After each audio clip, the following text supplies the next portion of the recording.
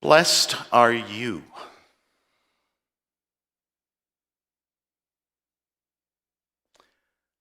Blessed are you.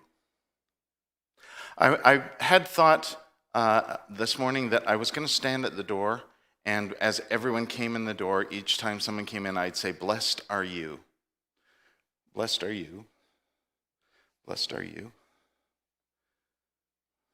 Blessed are you. Blessed are you."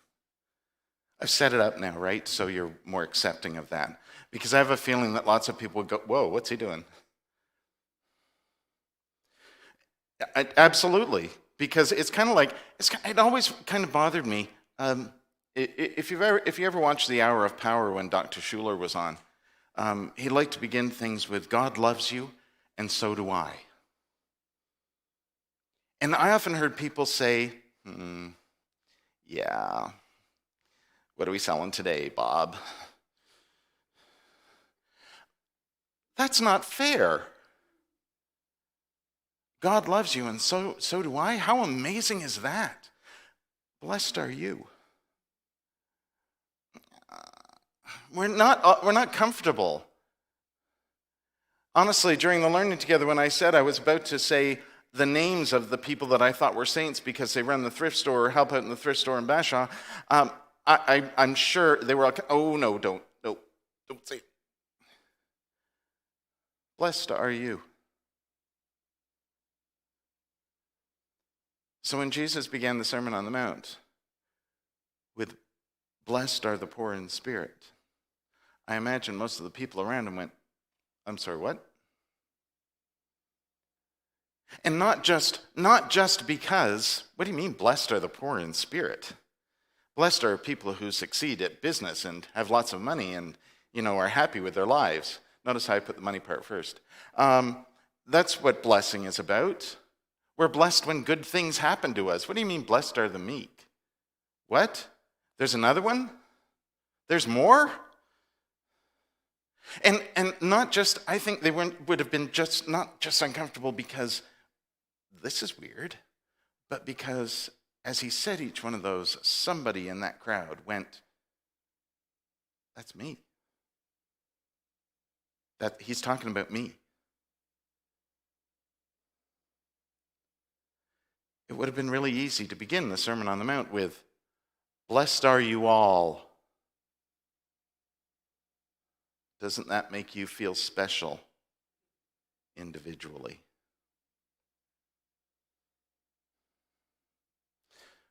But see, that's the point of understanding that we are blessed, is to make a connection. It's very easy to say you are all blessed. It's also very easy to say you all matter.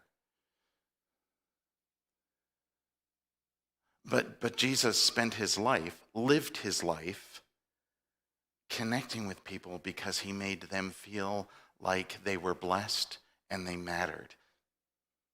I wish they had felt it that way, but I have a feeling most of those people felt they mattered and they were blessed. Which is why I think the Sermon on the Mount starts this way. Whether you want to call it Sermon on the Mount or Luke calls it the Sermon on the Plain, I don't really care where it happens. The point is that when Jesus starts out this big, huge block of instruction, he doesn't start with, "Here's what you must do." He starts with, "You are blessed." Each of you here, let me name a few. In fact, let me name the few that, in fact, you would never think are blessed, because we're too busy thinking that blessed means good things are happening to us. Blessings are things that are done to us. They're not something we start with. But just think for a minute how amazing it would be if we could get our head around the idea that we are blessed. And here's what we can do with it. Us. Our lives. Teach us, Jesus, how to live. Okay, you are blessed. The poor in spirit, the meek, the grieving, the hurting and the broken, the people who don't have jobs, the people who don't have money or food, the people who feel like they don't belong, the people who feel like they're not part of anything because they're not worthy. You are blessed. You are blessed simply because you are you. You are blessed because you have the experiences that are yours. You are blessed because you are.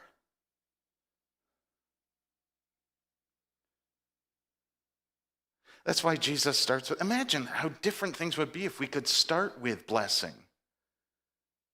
Instead of thinking of blessing as something that will come to us if we do all this other stuff that Jesus teaches. Imagine how our perception, our understanding of saints would change if instead of seeing them on the basis of their stories and what they've accomplished and how holy and special and sacred they were, and oh, well, we're at it, let's put them up on a pedestal or in a window. Name a building after them. Let's put saint in front of their name. Let's have a list of qualifications that gets you sainthood. Let's put that label on. Oh, you don't meet those qualifications. I'm sorry, you're not a saint. What if instead of all of that, we started with, we are all blessed, regardless of our circumstance, regardless of our life, regardless of how things are for us, we are blessed simply because we are. And we shared those blessings. In a world where vulnerability appears to be a weakness, and compassion and mercy, that's not how things work. Power is how things work. Power over people is how things work. Control over people is how things work. What if we could change that because we are all blessed and all worthy of blessing? Blessings wouldn't come to us because we had power or strength. Blessings would come to us because we shared our vulnerability with somebody else. Blessing would come to us because we shared our grief with others, our brokenness with others. We created a relationship that furthered our blessing.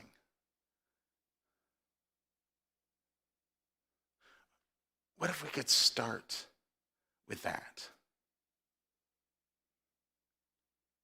What if we could start with understanding that we are blessed just as we are, and we can share that blessing with others, and we can share in the blessing of others by creating relationships, by getting to know people, by sharing their experience, not just of joy, but of sadness and grief and brokenness, of hurt. What if instead of seeing those things, those vulnerability and compassion, empathy as weakness, we could see it as strength? What if we could see that as the true power? Because it's a way to see the connection that we have with each other. If we could start with that, we'd have a better understanding of how we're all saints. And we'd be less likely to go, oh, please don't say my name. Because you are. We are all blessed. That's why Jesus starts with blessing. He doesn't start with, here's what you must do in order to earn it. He starts with, you already are. The people you think are least likely to be blessed are. Now, here's what we can do with our lives.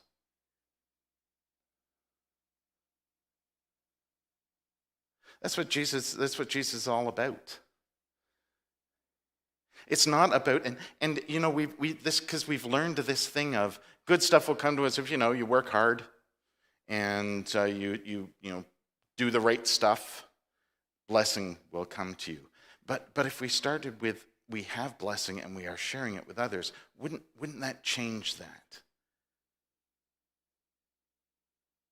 Wouldn't it change how we approach each other, how we interact with each other?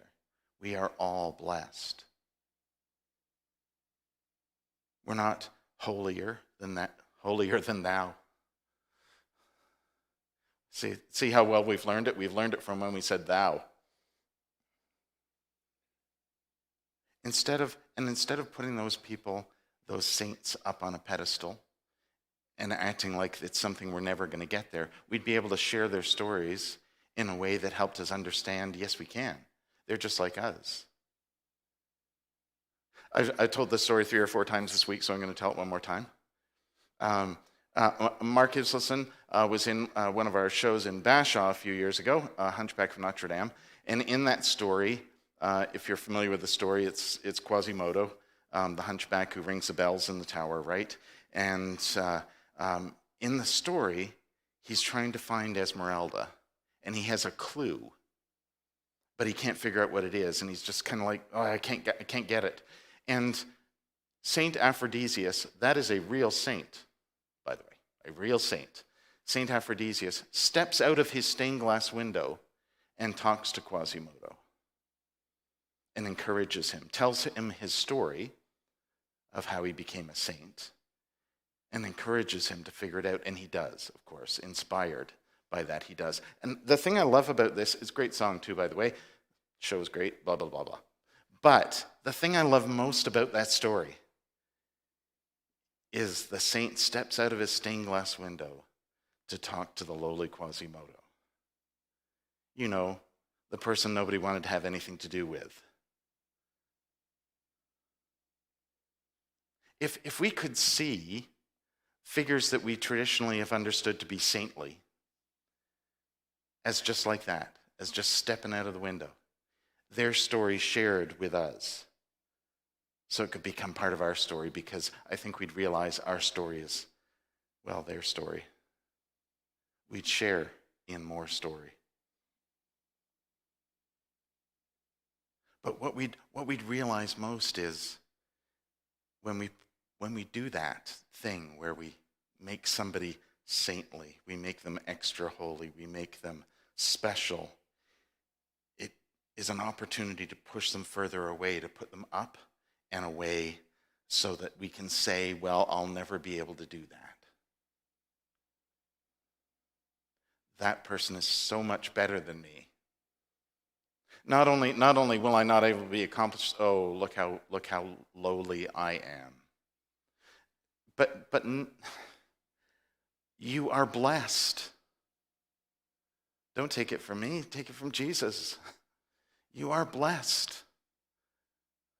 It begins with blessing.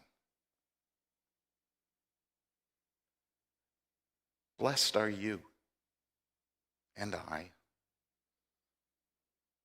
Blessed are each one of us, each in our own unique circumstance.